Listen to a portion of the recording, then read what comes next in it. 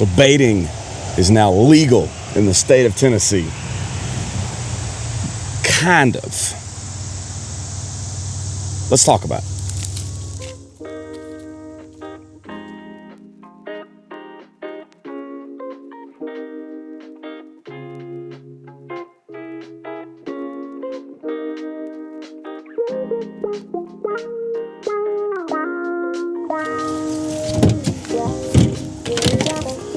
That's right.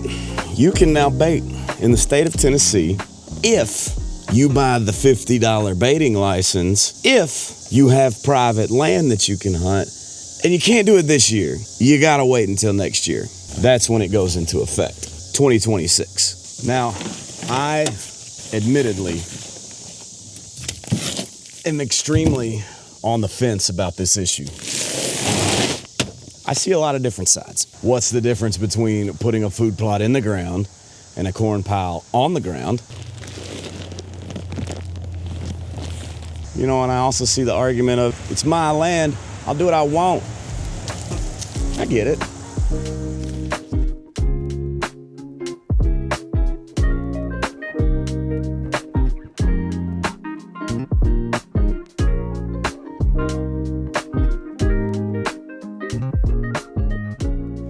Now, to be completely all doom and gloom, if you remember, there was a couple centuries there where we lived the it's my land, I do what I want mentality, and it ended up with most of the game animals being completely gone. Obviously, that's an extreme, and I don't think that's going to happen here, but I feel like it's very important to understand like the swaths of both sides.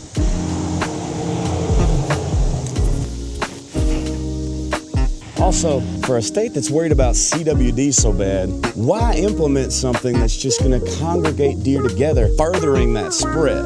That one doesn't make a lot of sense to me either.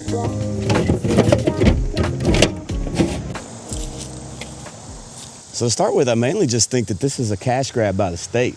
Also, we've been very eager to get rid of government waste to the detriment of our Forest Service. So we're asking for more money, but giving you less things. You wonder why people don't trust the government.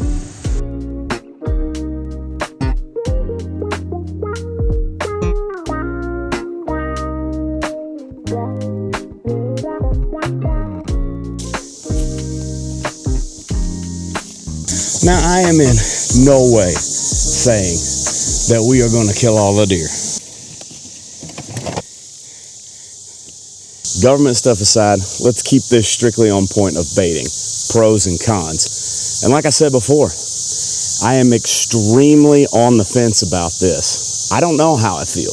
There have been states where baiting has been legal for years, and they have extremely robust deer populations. They have great trophy genetics, all the things you want out of a whitetail herd. And for that matter, supplemental feeding has been legal here for a long time. And even setting minerals on private land has been legal, which is what we're doing here.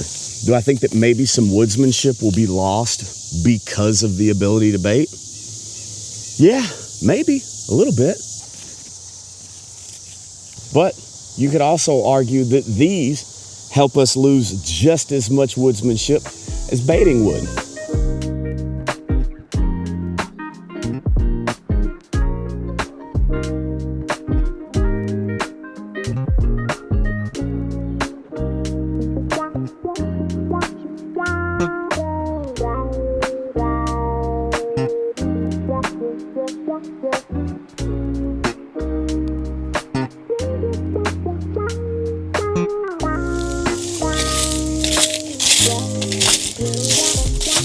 There also comes this weird moral dilemma. People have had deer taken away from them, meat out of their freezer, horns off of their wall because they were baiting when it was wrong, but now it's just okay. Like, I get legally, like, that's how that works. There's more of a moral discussion, but if we're going to talk about the morality of baiting in general, we have to talk about, well, if it's fine now, what makes it not fine then? Now, next year, I probably will buy this license, and I'll probably bait, and I'll just see how I feel. I might feel dirty. I might feel fine. I might kill a giant that I never would have killed without it. but I probably won't. I don't know. Here's what I do know. Where I'm at right now is 15 whole acres. Not 1,500, not 15,000, 15.